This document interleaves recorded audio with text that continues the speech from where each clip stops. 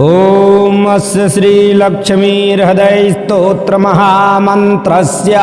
भार्गवऋषिः श्रीमहालक्ष्मीर्देवता अनुष्टुवादिनान्नाछन्दांसि श्रीं बीजं ह्रीं शक्ति ऐं कीलकम् ममाभीष्टसिद्ध्यर्थे श्रीमहालक्ष्मी नारायण प्रसाद सिद्ध्यर्थं जपे विनियोगः। पीतवस्त्रां सुवर्णाङ्गीं पद्महस्तां गदान्वितां लक्ष्मीं ध्यायेत मन्त्रेण स भवेत् पृथिवीपति। कौशेयपीतवसनामरविन्दनेत्रां पदमद्वयाभयवरोद्यत पद्महस्ताम् उद्यच्छतार्कसदृशीं परमाङ्कसंस्थां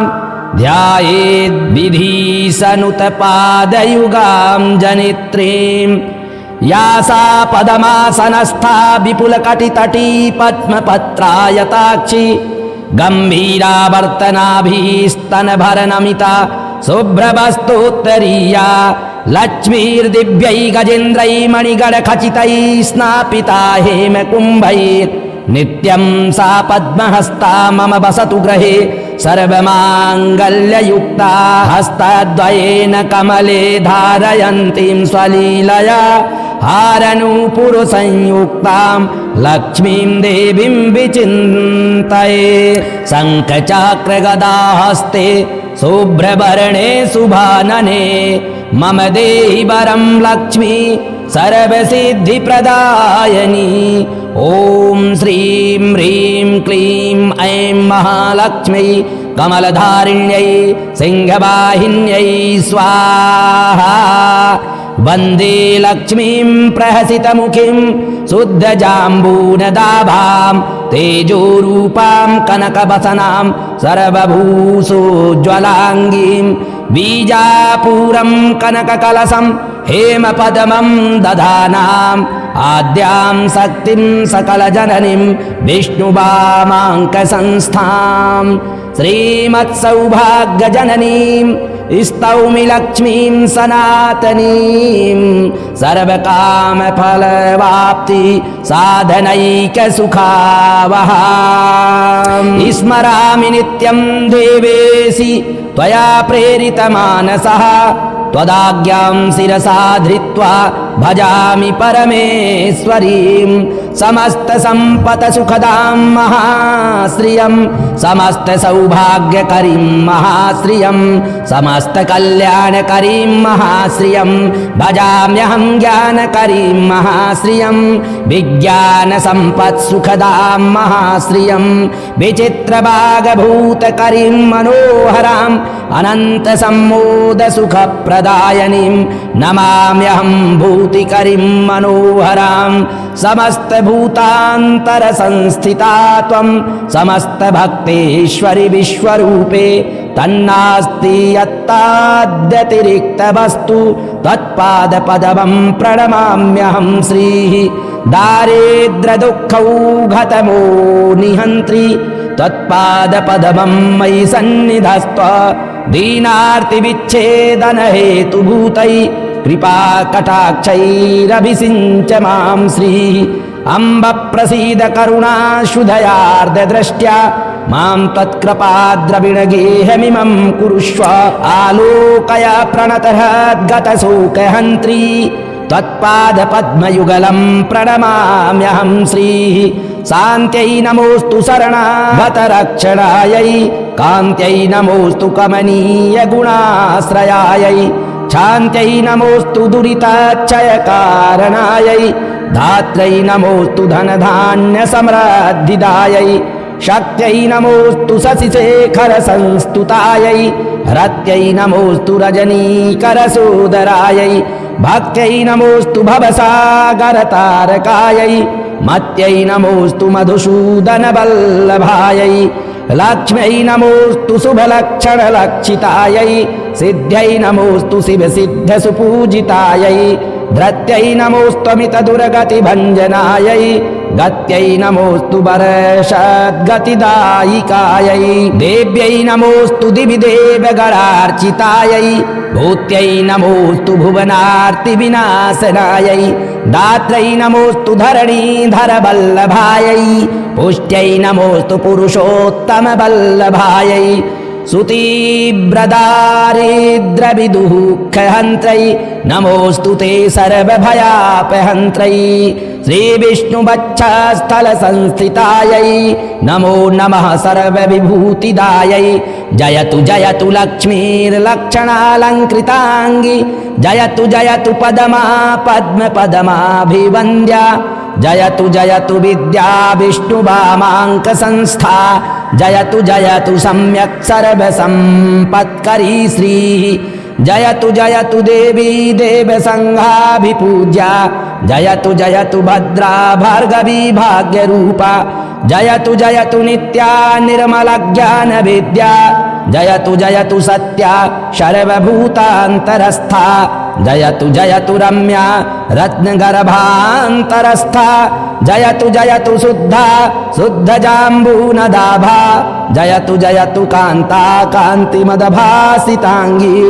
जयतु जयतु शान्ता शीघ्रमागच्छ सौम्ये यस्याः कलायाः कमलोद्भवाद्य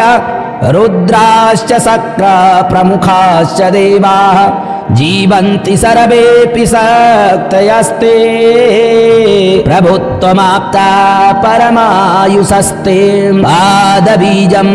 ॐ आमीं यं पं कं लं हं निलेखनिटिले विधिर्मम लिपिं विसिज्यान्तरं त्वया विलिखितव्यमेतदिति तत्फलप्राप्तये तदन्तर्तले स्फुटं कमलवासिनि श्रीरिमां समर्पय समुद्रिकां सकलभाग्यसंसूचिकां तदितं तिमिरं फाले अस्फुटं कमलवासिनि श्रियं समुद्रिकां देहि सर्वभाग्यश्च सूचिकाम् ॐ हां ह्रीं आं व्यां यं भां सां कलयाते यथा देवी जीवन्ति सचराचराः तथा सम्पत्करे लक्ष्मी सर्वदा सम्प्रसीद मे यथा विष्णुर्ध्रुवे नित्यं स्वकलां सन्निवेशयत तथैव स्वकलां लक्ष्मी मयि सम्यक् समर्पय सर्वसौख्यप्रदे देवी भक्तानां भयप्रदे अचलां कुरु यतनेन कलां मयि निशे निवेशितां मुदास्तां मतफाले परमपदलक्ष्मी स्फुटिकला सदा वैकुण्ठशीर्निवसतु कला मे नयनयो वसेत सत्ये लोके मम वचसि लक्ष्मीर्वरकला श्रियः श्वेतदीपे निवसतु कला मेस्तु करयोः ॐ घ्रां घ्रीं घ्रूं घ्रें ग्रैं ग्रौं ग्रौं ग्रं ग्रावन्नित्यं ममाङ्गेषु क्षीराब्धौ श्रीकलावशे सूर्याचन्द्रमसौ यावत् द्यावल्लक्ष्मीपतिः श्रिया सर्वमङ्गलसम्पूर्ण सर्वैश्वर्यसमन्विता आद्यादिश्रीर्महालक्ष्मी त्वत्कलामयि तिष्ठतु अज्ञानतिमिरं हन्तुं शुद्धज्ञानप्रकाशिका सर्वैश्वर्यप्रदा मेस्तु त्वत्कलामयि संस्थिता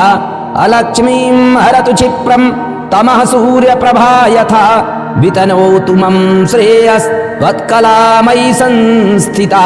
ऐश्वर्यं मङ्गलोत्पत्तिस्त्वत्कलायां निधीयते मयि तस्मात्कृतार्थोऽस्मि पात्रमस्मि स्थितेस्तव भवदावेशभाग्यार्हो भाग्यवानस्मि भार्गवी त्वत्प्रसादात् पवित्रोऽहं लोकमातर नमोऽस्तु ते ॐ ह्रां ह्रीं ह्रूं ह्रैं ह्रौं ह्रं ह्रासि मां त्वत्कलयैव यशमादतः समागच्छ ममाग्रतस्त्वं परं पदं श्रीर्भव सुप्रसन्ना मय्यच्युतेन प्रविशादि लक्ष्मी श्रीवैकुण्ठस्थिते लक्ष्मी क्षमागच्छ ममाग्रतः नारायणेन सह मां कृपादृष्ट्यावलोकय सत्यलोकस्थिते लक्ष्मीस्त्वं ममागच्छ सन्निधिं वासुदेवेन सहिता प्रसीद वरदा भव श्वेतदीपस्थिते लक्ष्मी शीघ्रमागच्छ सुब्रते विष्णुना सहिते देवी जगन्मातः प्रसीद मे क्षीराम्बुधिस्थिते लक्ष्मी क्षमागच्छ समाधवे त्वत्कृपादृष्टिसुधया सततं मां विलोकय रत्नगर्भस्थिते लक्ष्मीः परिपूर्णहिरण्मयी क्षमागच्छ समागच्छ स्थित्वा सुपुरतो मम स्थिरा भव महालक्ष्मी निश्चला भव निर्मले प्रसन्ने कमले देवी प्रसन्न हृदया भव श्रीधरे श्रीमहाभूते वदन्तस्थं महानिधिं शीघ्रमुद्धृत्य पुरतः प्रदर्शय समर्पय वसुन्धरे श्रीवसुधे वसुदोग्ध्रीकृपामयि त्वत्कुक्षिगत सर्वस्वं शीघ्रं मे प्रदर्शय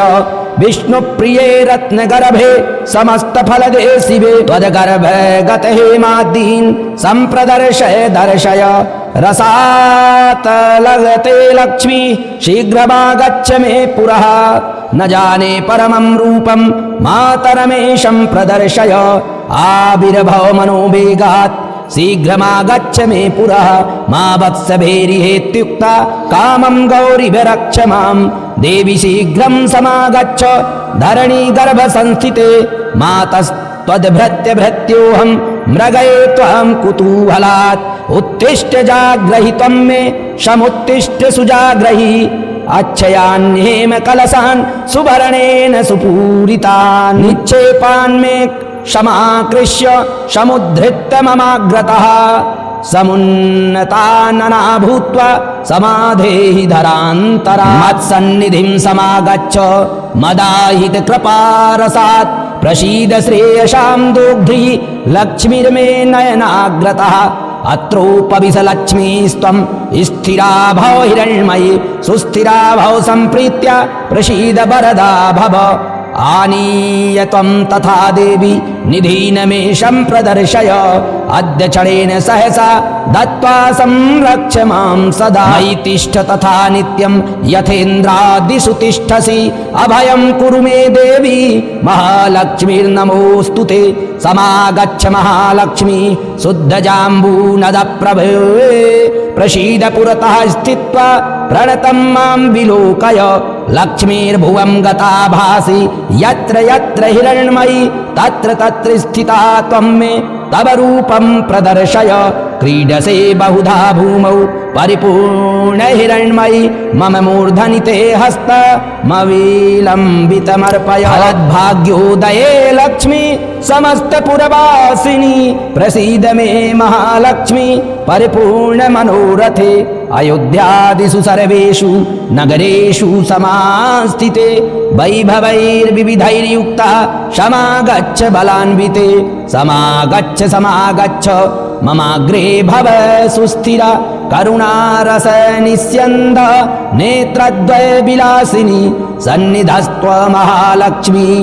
त्वत्पाणिं मम मस्तके करुणासुधया मां त्वमभिषिञ्च स्थिरं कुरु शर्वराजगृहे लक्ष्मी समागच्छ मुदान्विते स्थित्वा सुपुरतो मेद्ध प्रसादेनाभयं कुरु सादरं मस्तके हस्तं मम त्वं कृपयार्पय शर्वराजगृहे लक्ष्मी त्वत्कलामयि तिष्ठतु आद्यादि श्रीर्महालक्ष्मीर्विष्णुवामाङ्क संस्थिते प्रत्यक्षं कुरु मे रूपं रक्ष मां शरणागतं प्रसीद मे महालक्ष्मी सुप्रसीद महाशिवे अचला भव सम्प्रीत्य सुस्थिरा भव मद्ग्रहे यावत् तिष्ठन्ति वेदाश्च यावत् त्वन्नाम तिष्ठति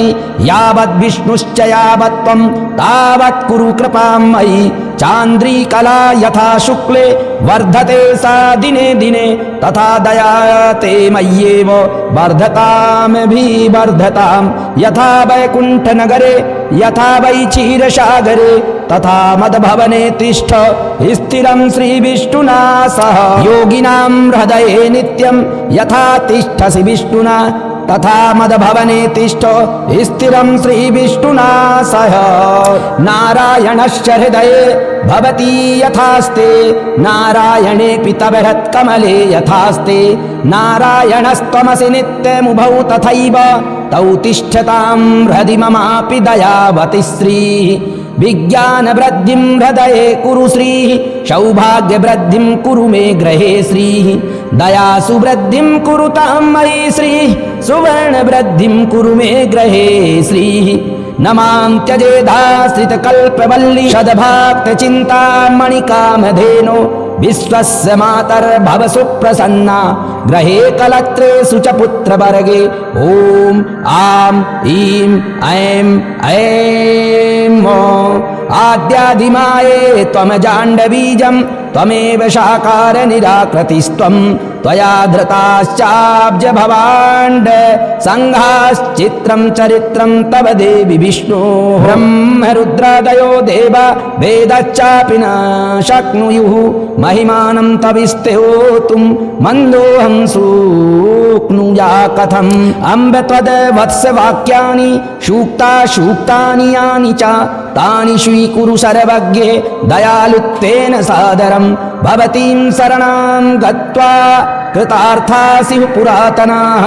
इति संचिन्त मनसा त्वामहं शरणं व्रजे अनन्तनित्यसुखिनस्त्वत् भक्तास्त्वत्परायणा इति वेद प्रमाणाद्धि देवी त्वां शरणं व्रजे तव प्रतिज्ञामदभक्ता न नश्यन्तीत्यपि क्वचित् इति संचित्य प्राणान् सन्धारयाम्यहं त्वदधीनस्त्वहं मातस्त्वत्कृपा मयि विद्यते यावत् सम्पूर्णकामः स्यां तावद्देवि दयानिधे क्षणमात्रं न शक्नोमि जीवितुं त्वत्कृपां विना न जीवन्ति जलजा जलं त्यक्त्वा जलग्रहाः यथा हि पुत्रवात्सल्य जननी प्रस्नुतस्तनि वत्सं त्वरितमागत्य सम्प्रीणयति वत्सला यदि स्यां तव पुत्रोऽहं माता त्वं यदि मामकी दयापयोधरस्तन्य सुधाभिरभिषिञ्च मां मृग्यो न गुणलेशोऽपि मयि दोषैकमन्दिरे पांशूरां वृष्टिबिन्दूनां दोषाणां च न मे मतिः पापिनामहमेवाज्ञो दयालूनां त्वमग्रणी दयनीयो मदन्योऽस्ति तव कोऽत्र जगत्त्रये विधिनाहं न सृष्ट चेन्न स्यात् तव दयालुता आमयो वा न सृष्ट चेदौषधस्य वरथो दयः कृपा मदग्रजा किं ते त्वहं किं वा तदग्रजः विचार देहि मे वित्तं तव देवि दयानिधे माता पिता त्वं गुरुसद्गति श्रीस्त्वमेव सञ्जीवन हेतुभूता अन्यं न मन्ये जगदेकनाथे त्वमेव शरवं मम देवि सत्ते ॐ आं क्रौं औषठ कुरु कुरु स्वाहा आद्यादिलक्ष्मीर्भव सुप्रसन्ना विशुद्ध विज्ञान सुखैकदोग्ध्री अज्ञानहन्त्री त्रिगुणातिरिक्ता प्रज्ञाननेत्री भव सुप्रसन्ना अशेष वाग्जाड्यमलापहन्त्री नवं नवं स्पष्ट सुवाक्प्रदायिनी ममेह जीवाग्रसुरङ्गनर्तकी भव प्रसन्ना वदने च मे श्री समस्त संपत्सु विराजमाना समस्त तेजस्वभासमाना विष्णुप्रिये त्वं भव दीप्यमाना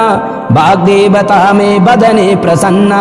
सर्वप्रदसे सकलार्थदे त्वं प्रभासुलावण्यदया प्रदोग्री सुवर्णदे त्वं सुमुखी भव स्त्री हिरण्मयी मे नयने प्रसन्ना सर्वार्थदा सर्वजगत्प्रसूति सर्वेश्वरी सर्वभयापहन्त्री सर्वोन्नता त्वं सुमुखी भव श्री हिरण्मयी मे नयने प्रसन्ना समस्त विघ्नौघ विनाशकारिणि समस्त भक्तोद्धरणे विचक्षण अनंत सौभाग्य सुख प्रदायनि हिरण्मयी मे नयने प्रसन्ना देवी प्रसीद दयनीयतमाय मह्यं देवाधिनाथ भवदेव गणाभिवन्दे मातस्तथैव भवसन्निहितादृशोर्मे पत्या समं मम मुखे भव सुप्रसन्ना मा वत्स भैरभयदान करोर्पितस्ते मौलौ ममेति मयि दीनदयानुकम्पे माता समर्पय मुदा करुणाकटाक्षम् माङ्गल्यबीजमिहनास्रज जन्म माता ॐ श्रां श्रीं श्रूं श्रीं श्रौं स्रौं स्रं स्राः कटाक्ष इह कामधुकतं मनस्तु चिन्तामणिः करः सुरतरुः सदा नवनिधिस्त्वमेवेन्दिरे भवेत्तव दयारसो मम रसायनं चान्वहं मुखं तव कलानिधिर्विविधवाञ्छितार्थप्रदम् यथा रसस्पर्शनतो यशोऽपि सुवर्णता स्यात् कमले तथा ते कटाक्ष संस्पर्शनतो जनानां मङ्गलानामपि मङ्गलत्वं देहेति नास्तीति वचः प्रवेशात् भीतो रमे त्वं शरणं प्रपद्ये अतः सदास्मिन् भयप्रदात्वं सहैव पत्या मयि सन्निधेहि कल्पद्रुमेण मणिना सहिता सुरम्या श्रीस्ते कलामयि रशे निरशायनेन आस्तां यतो मम च द्रक्षिरपाणपादौ स्पृष्टा सुवर्णवपुषा स्थिरजङ्गमास्युः आद्यादिविष्णो स्थिरधर्मपत्नी त्वमेव पत्या मयि सन्निधेहि आद्यादिलक्ष्मी त्वदनुग्रहेण पदे पदे मे निधिदर्शनं स्यात् आद्यादिलक्ष्मी हृदयं पठेद्य स राज्यलक्ष्मीमचलं तनोति महादरिद्रोऽपि भवेद्धनाढ्यास् तदन्वये श्रीस्थिरितां प्रयाति यस्य स्मरणमात्रेण तुष्टा स्याद्विष्णुवल्लभा तस्याभीष्टददात्यासु तं पालयति पुत्रवत इदं रहस्यं हृदयं सर्वकामफलप्रदं जपः 5सहस्रं तु पुरश्चरणमुच्यते कालमेककालं वा नरो भक्तिसमन्वितः यः पठेत् शृणुयाद्वापि शयाति परमां श्रियं महालक्ष्मी समोदिस्य निशिभार्गववासरे इदं श्रीहृदयं जप्त्वा 5 वारं धनी भवेत् अनेन हृदयेनान्नं गर्भिण्या अभिमन्त्रितं ददाति तत्कुले पुत्रो जायते श्रीपतिः स्वयं नरेण वाथवा नार्या लक्ष्मीहृदयमन्त्रिते जले पीते च तद्वंशे मन्दभाग्यो न जायते य आश्विने मासि च शुक्लपक्षे रमोत्सवे सन्निहितैकभक्त्या पठेत् तथैकोत्तरभार्यवृद्ध्या लभेत् स सौवर्णमयीं सुवृष्टिं य एकभक्तोऽन्वयमेकबरसं विशुद्धदी सप्ततिभारजापि समन्दभाग्योऽपि रमाकटाक्षात् भवेत् सहस्राक्ष शताधिकश्री श्रीसाङ्घ्रिभक्तिं हरिदासदास्यं प्रपन्नमन्तार्थदृढैकनिष्ठां गुरो स्मृतिं निरमलबोधबुद्धिं प्रदेहि मातः परमं पदं श्री पृथ्वीपतित्वं पुरुषोत्तमत्वं विभूतिवासं विविधार्धसिद्धिं सम्पूर्णकीर्तिं बहुवर्षभोगं प्रदेहि मे देवि पुनः पुनस्त्वं बाधार्थसिद्धिं बहुलोकवश्यं भयास्थिरत्वं ललनासुभोगं पौत्रादिलब्धिं सकलार्थसिद्धिं प्रदेहि मे भार्गवि जन्मनि सुवर्णवृद्धिं कुरु मे ग्रहे श्री सुधान्यवृद्धिं कुरु मे ग्रहे श्री कल्याणवृद्धिं कुरु मे ग्रहे श्री विभूतिवृद्धिं कुरु मे ग्रहे श्री ॐ लं यं हं कंपं